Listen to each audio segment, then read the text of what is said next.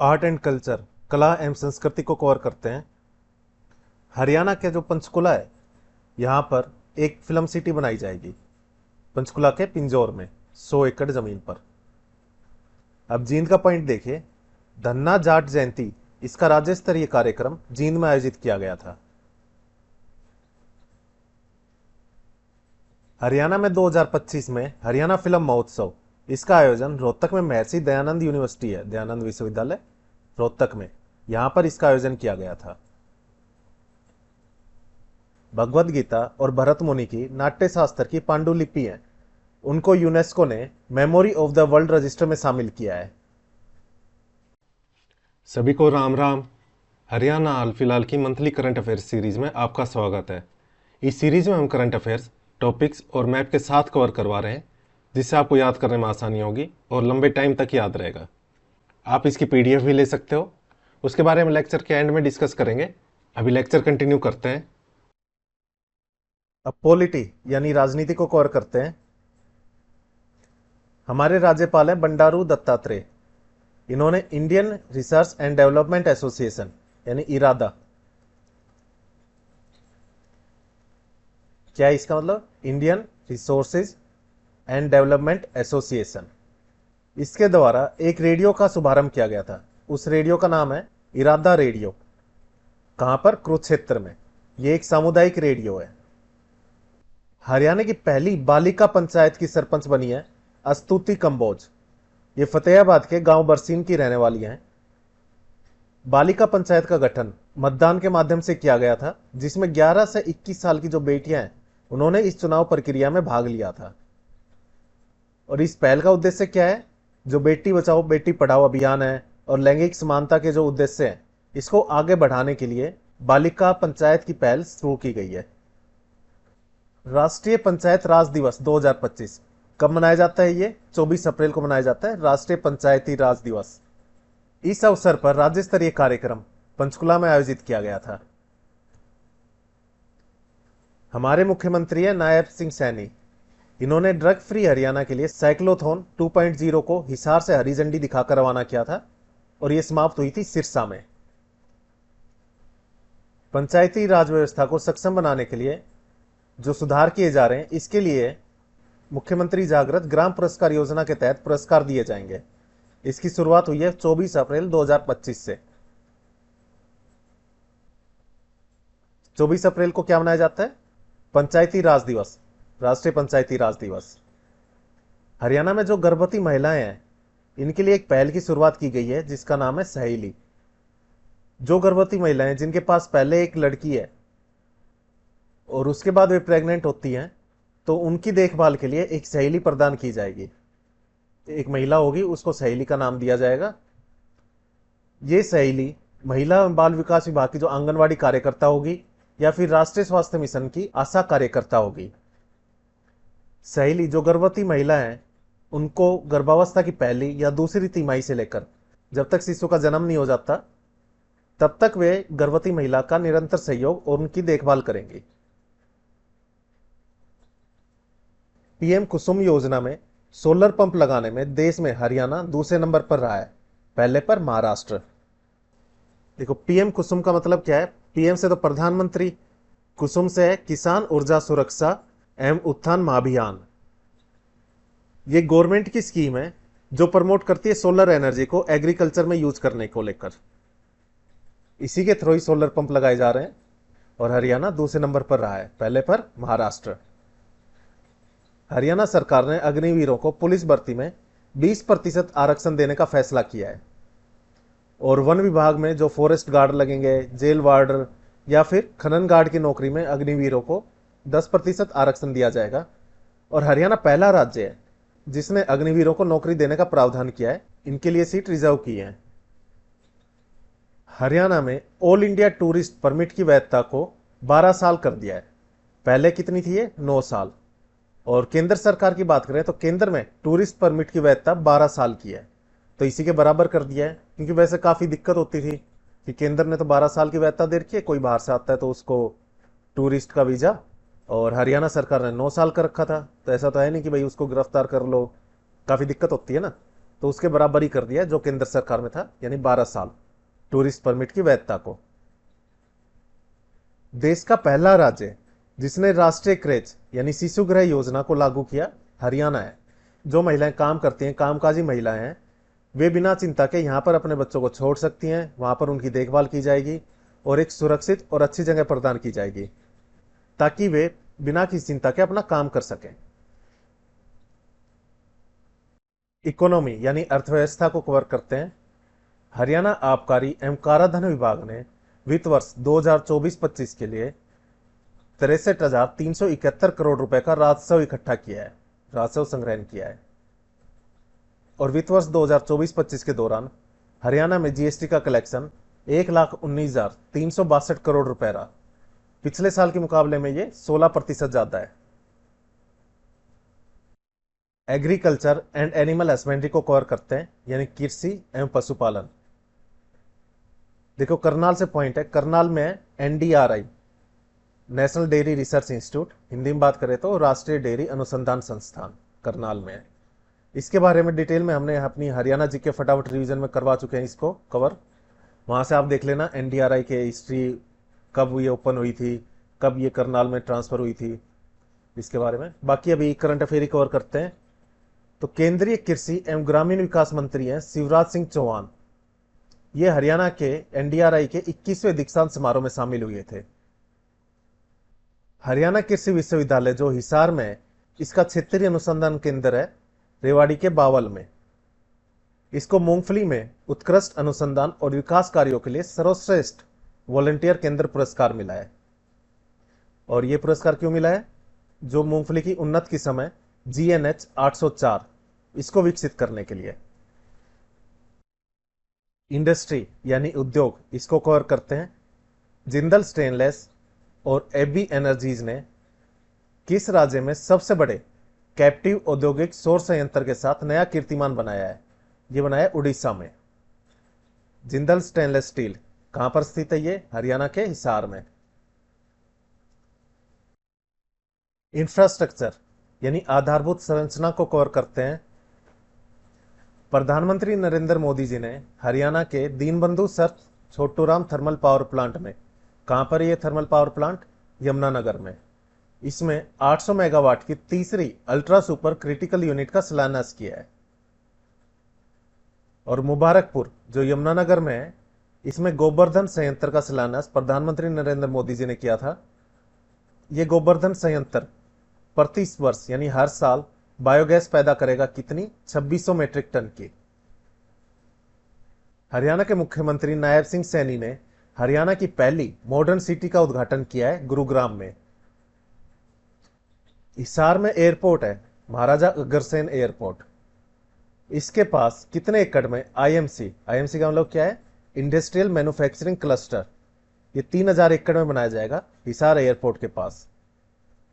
इसे हरियाणा सरकार और national industrial corridor development corporation यानी NICDC मिलकर बनाएंगे। 14 अप्रैल 2025 को हिसार में जो ये एयरपोर्ट है महाराजा अग्रसेन एयरपोर्ट, इसका उद्घाटन प्रधानमंत्री नरेंद्र मोदी जी ने किया था। 14 अप्रैल को उन्होंने हिसार से अयोध्या के लिए फ्लाइट का शुभारंभ किया था। और महाराजा अग्रसेन एयरपोर्ट हरियाणा का पहला हवाई अड्डा है और इस एयरपोर्ट को संघ के आकार का बनाया गया है। एजुकेशन यानी शिक्षा को कवर करते हैं। हरियाणा का पहला ट्रांसजेंडर स्कूल को सरकार ने मान्यता दी है। कहां पर यह ट्रांसजेंडर स्कूल? करनाल में। किनके लिए होगा? नाम में ही है, ट्रांसजेंडर्स के लिए। अब हिसार के पॉइंट को देखिए। 8वें वार्षिक साउथ एशियन कॉन्फ्रेंस ये कहां पर हुई थी? डबलिन सिटी यूनिवर्सिटी में, जो आयरलैंड में है। इसमें हरियाणा का प्रतिनिधित्व मनीषा ने किया था, जो हिसार के कोहली की रहने वाली है। हरियाणा विश्वविद्यालय शिक्षा बोर्ड ने 9वीं और 10वीं कक्षाओं के लिए त्रिभाषाई सूत्र को लागू करने का फैसला किया है। राष्ट्रीय शिक्षा नीति 2020 के तहत अब जो 9वीं और 10वीं कक्षा के विद्यार्थी हैं उनके लिए 6 तो अनिवार्य सब्जेक्ट हैं। इसके अलावा एक वैकल्पिक विषय भी पढ़ाया जाएगा, जिस तो टोटल मिलाकर कितने? 7 विषय पढ़ने होंगे 9वीं और 10वीं कक्षा के विद्यार्थियों को। हेल्थ यानी स्वास्थ्य को कवर करते हैं। जो कैथल में कैथल मेडिकल कॉलेज है उसका नाम भगवान परशुराम के नाम पर रखा गया है। हरियाणा का पहला medical liquid oxygen plant Jhajjar में लगाया जाएगा। कोरोना में आपने देखा होगा ऑक्सीजन की काफ़ी कमी हो गई थी। ये मेडिकल ऑक्सीजन होती है ना, जो लिक्विड फॉर्म में होती है, लिक्विड ऑक्सीजन प्लांट कहाँ पर लगाया जाएगा? हरियाणा का पहला, झज्जर में। दक्षिण कोरियाई कंपनी है बॉडीटेक मेड, इसका शुभारंभ झज्जर में किया गया है। हरियाणा में जिनकी आय 3 से 6 लाख तक की है, जिन परिवार की आय, वे चिरायु में स्वास्थ्य बीमा करा सकेंगे। इसके लिए उनको 4,000 रुपए का वार्षिक अंशदान देना होगा। इसी के थ्रू ये तो 3 से 6 लाख की बात होगी, पर जिनकी 6 लाख से ज्यादा आय है उनको वार्षिक अंशदान कितना देना होगा? 5,000 रुपए चिरायु में स्वास्थ्य बीमा कराने के लिए।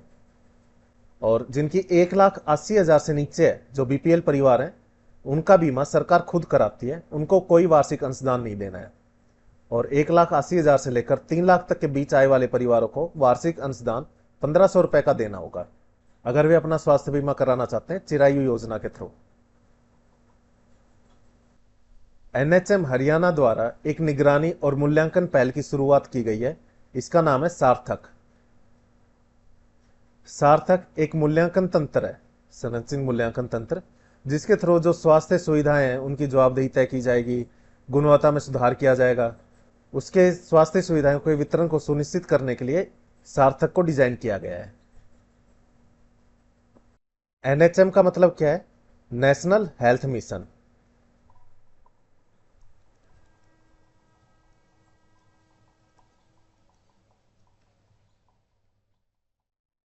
सिक्योरिटी यानी सुरक्षा को कवर करते हैं।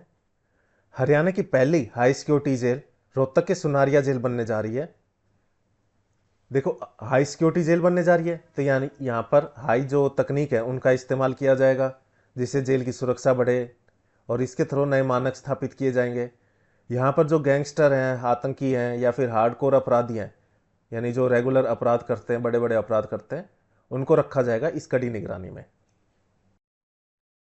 अब एनवायरमेंट यानी पर्यावरण को कवर करते हैं। हरियाणा में प्राणवायु देवता पेंशन योजना है। इसके तहत जो 75 साल से पुराने पेड़ हैं उनको 3,000 रुपए की पेंशन दी जाएगी। जो उनका रख रखाव रखते हैं उनको ये वित्तीय मदद प्रदान की जाएगी, ताकि जो पुराने पेड़ हैं वे संरक्षित रहें, उनका रख रखाव रखा जाए। पहले 2,500 रुपए थी, अब 3,000 रुपए। अपॉइंटमेंट्स यानी नियुक्ति को देखते हैं। National security adviser board NSAB, इसके चेयरमैन बने हैं आलोक जोशी। ये रो के पूर्व चीफ थे। पहलगाम में जो आतंकी हमला हुआ था उसके बाद केंद्र सरकार ने NSAB के पुनर्गठन का फैसला किया था। इससे पहले इसका गठन दिसंबर 1998 में हुआ था। हरियाणा रेड क्रॉस के राज्य महासचिव महेश जोशी हैं और हरियाणा पशुपालन एवं डेयरी विभाग के महानिदेशक डॉक्टर प्रेम सिंह है। भाई, जानवरों से प्रेम होना चाहिए, वही तो इस विभाग के महानिदेशक बनेंगे। हरियाणा के एक बैडमिंटन खिलाड़ी हैं, वो देश की नंबर 1 बन गई हैं। उनकी भारत देश में नंबर 1 रैंक है। ये है देविका सियाग। और जो अनमोल खरब है, इनकी 11th रैंक है। पुरुष रैंक में हरियाणा के भारत राघव, इनकी रैंक 8वीं है और रवि, इनकी 11वीं रैंक है। 7वीं यूथ नेशनल बॉक्सिंग चैंपियनशिप में हरियाणा की महिला टीम पहले नंबर पर रही है। और इसी में ही 7वीं यूथ नेशनल बॉक्सिंग चैंपियनशिप में जो पुरुष की टीम थी हरियाणा की, वो तीसरे नंबर पर रही है। और पहले पर रही है SSCB यानी service sports control board. Haryana में 100 एकड़ भूमि पर अंतरराष्ट्रीय स्तर का खेल परिसर बनाया जाएगा। ये पलवल के बहरोला में। हरियाणा की फीमेल शूटर खिलाड़ी हैं, उन्होंने ISSF विश्व कप जो पेरू में आयोजित हुआ था 10 मीटर एयर पिस्टल में स्वर्ण पदक जीता है। यह है सुरुचि सिंह, झज्जर की रहने वाली हैं। और इसी में रजत पदक जीता है मनु भाकर ने, यह भी झज्जर के गोरैया गांव की रहने वाली है। और मिक्स टीम इवेंट में सुरुचि ने सौरभ चौधरी के साथ गोल्ड मेडल जीता था। यानी दोनों में, मिक्स्ड में और इंडिविजुअल में, सुरुचि सिंह ने गोल्ड मेडल जीता है। कहां की रहने वाली है? झज्जर की। ISSF शूटिंग वर्ल्ड कप 2025 कहां पर आयोजित हुआ था? पेरू में। इसमें सिमरनप्रीत कौर ने 25 मीटर पिस्टल में रजत पदक जीता है। और इसी में यानी ISSF शूटिंग वर्ल्ड कप 2025 में ये आयोजित हुआ था अर्जेंटीना में। देखो काफी जगह आयोजित हुआ था, ऐसा नहीं है एक ही देश में। तो ये वाला जो 50 मीटर राइफल है, ये अर्जेंटीना में आयोजित हुआ था इसका विश्व कप। इसमें गोल्ड मेडल जीता है सिफ्थ कोर ने। राष्ट्रीय मास्टर खेलो 2025 हिमाचल प्रदेश में आयोजित हुआ था। इसमें 30+ बास्केटबॉल के पुरुष वर्ग में हरियाणा की टीम विजेता बनी है, और महिला वर्ग में महाराष्ट्र की टीम विजेता बनी है, और इसमें उप विजेता है यानी दूसरे नंबर पर हरियाणा की टीम रही थी। यानी पुरुष वर्ग में तो हरियाणा की टीम जीतती है, और महिला वर्ग में हरियाणा की टीम दूसरे नंबर पर रही थी उप विजेता। पहले नंबर पर कौन सी टीम रही थी? महाराष्ट्र महिला वर्ग में। 30+ का मतलब है 30 से ज्यादा उम्र के जो प्लेयर हैं उन्होंने इसमें पार्टिसिपेट किया था। और पुरुष की 45+ आयु वर्ग में हरियाणा की टीम विजेता रही है। पुरुष में तो 30+ और 45+ दोनों में हरियाणा की टीम विजेता रही है। एशियन अंडर 18 एथलेटिक्स चैंपियनशिप 2025 ये सऊदी अरब में आयोजित हुआ था। इसमें हरियाणा के हिमांशु जाखड़ कहाँ के रहने वाले हैं? झज्जर के सालावास के। इन्होंने भाला फेंक स्पर्धा में गोल्ड मेडल जीता था। हिमांशु जाखड़ किसके प्लेयर हैं? भाला फेंक के। ओपन वाटर सी स्विमिंग में 173 किलोमीटर की दूरी पार करके वर्ल्ड रिकॉर्ड बनाया है, और इसलिए इनका नाम India book of world record और एशिया बुक में इनका नाम दर्ज हुआ है। ये प्लेयर है मुकुल दहिया, सोनीपत के थाना कलां के रहने वाले हैं। नीरज चोपड़ा ने पोचे फर्स्टूम इनविटेशन टूर्नामेंट 2025 में जो आयोजित हुआ था, इसमें जेवेलिन थ्रो में गोल्ड मेडल जीता है। हरियाणा सरकार ने विनेश फोगाट को 4 करोड़ रुपए और एक प्लॉट दिया है। नेपाल की एक चोटी है माउंट अन्नापूर्णा, इस पर तिरंगा फहराया नरेंद्र कुमार ने। ये हिसार के मिंगनी खेड़ा के रहने वाले हैं। हरियाणा में अप्रैल 2025 तक 3 राज्य स्तरीय स्टेडियम है और 21 जिला स्तरीय स्टेडियम है, 25 उपमंडल स्तरीय स्टेडियम है, और 163 राजीव गांधी खेल परिसर और 245 मिनी ग्रामीण स्टेडियम है। वर्ल्ड बॉक्सिंग कप ब्राजील में आयोजित हुआ था, और इसमें गोल्ड मेडल जीता है हितेश गुलिया ने। ये झज्जर के जहांगीरपुर के रहने वाले हैं। इसमें सचिन जो भिवानी के रहने वाले हैं और विशाल ये हिसार के रहने वाले हैं, इन्होंने कांस्य पदक जीता था। कैलेंस ओपन गोल्फ 2025 का खिताब तविंदर घई ने जीता है। ये कहां के हैं? गुरुग्राम के। अब इंपॉर्टेंट डेज यानी महत्वपूर्ण दिवस को कवर करते हैं। 7वां पोषण पखवाड़ा 2025 8 अप्रैल से 22 अप्रैल तक मनाया गया था। इस साल का यह पोषण पखवाड़ा 4 प्रमुख बिंदुओं पर आधारित रहा था। ये 4 बिंदु क्या थे? जीवन के पहले प्रथम 1000 दिनों पर ध्यान केंद्रित करें। पहले 1000 दिन में तो क्या करें? ध्यान केंद्रित करें। और जो लाभार्थी हैं उनको पोषण ट्रैकर पर स्वयं यानी खुद ही नामांकन करने के लिए जागरूक करना। कुपोषण का समुदाय स्तर पर प्रबंधन, और बच्चों को मोटापे से बचाने के लिए स्वस्थ जीवन शैली को अपनाना। इन 4 बिंदुओं पर पोषण पखवाड़ा इस साल का आधारित रहा था। महत्वपूर्ण अवार्ड्स यानी पुरस्कार को कवर करते हैं।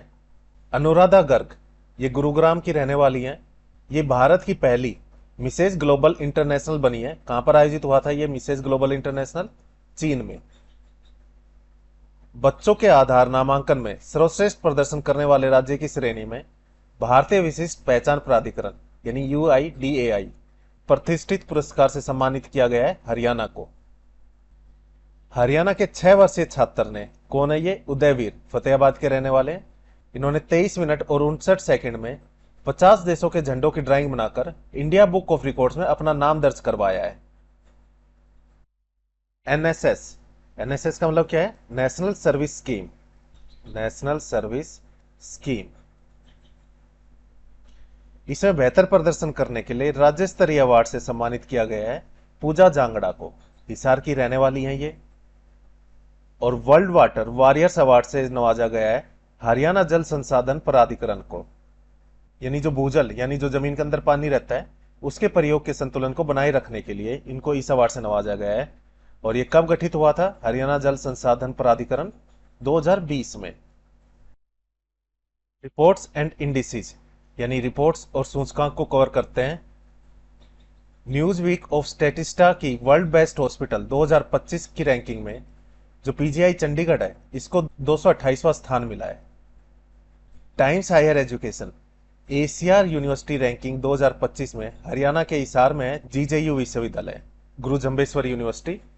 इसको भारत में 69वां स्थान मिला है।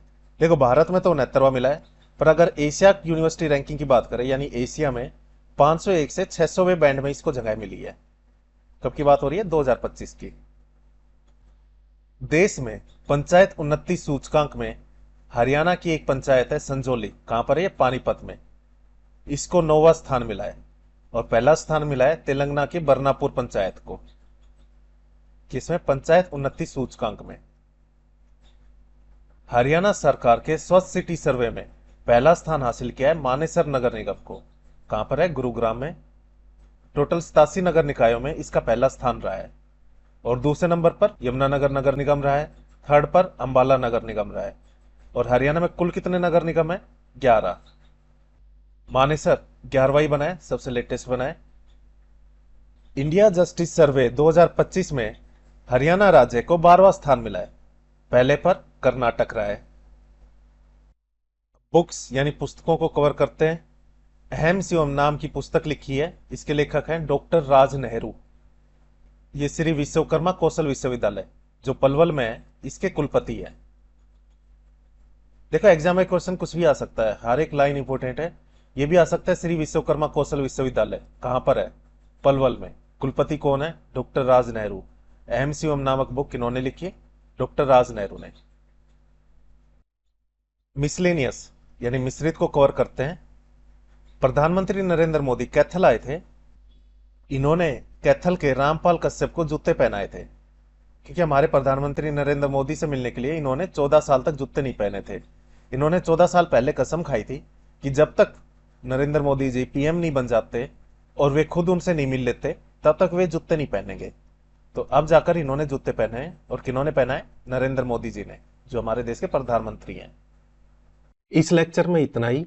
अगर आपको कोई डाउट है तो आप वो कमेंट बॉक्स में कमेंट करके पूछ सकते हो। अब बात कर लेते हैं पीडीएफ की। जो हमारी हरियाणा हाल फिलहाल करंट अफेयर्स की सीरीज है, उसकी पीडीएफ है 49 रुपीज़ की। इसमें आपको कंप्लीट 2024 का करंट अफेयर मिलेगा, प्लस 2025 का, जब तक कि आपका ग्रुप डी का एग्जाम नहीं हो जाता तब तक का करंट अफेयर मिलेगा। और जो एग्जाम डेट आएगी उससे पहले 2 महीने तक का नहीं मिलेगा, क्योंकि लास्ट के 2 महीने तक का करंट अफेयर पढ़ने का कोई फायदा नहीं है, क्योंकि उनमें से एग्जाम में क्वेश्चन पूछे जाने के चांसेस ना के बराबर ही है। तो बढ़िया है, उससे पहले के करंट अफेयर आप कवर करो और तब तक का करंट अफेयर आपको कंप्लीट मिलेगा ग्रुप डी के एग्जाम के लिए 49 रुपीज़ में। और सभी पॉइंट्स टॉपिक वाइज और मैप के साथ अरेंज है। टॉपिक वाइज और मैप के साथ अरेंज करने का फ़ायदा ये होता है कि आपको याद करने में काफ़ी आसानी होती है, जल्दी नहीं भूलते। और अगर थोड़ा बहुत माइंड से स्लिप भी हो जाए तो ऑप्शन देख के आइडिया लग जाता है कि कौन सा आंसर ठीक होगा, कि मैप की तरफ आपको आइडिया लग जाता है ऊपर की तरफ लिखा था, नीचे की तरफ, दाएं या बाएं तरफ। तो डिस्ट्रिक्ट वाइज का कोई क्वेश्चन आता है तो उससे आइडिया लग जाता है।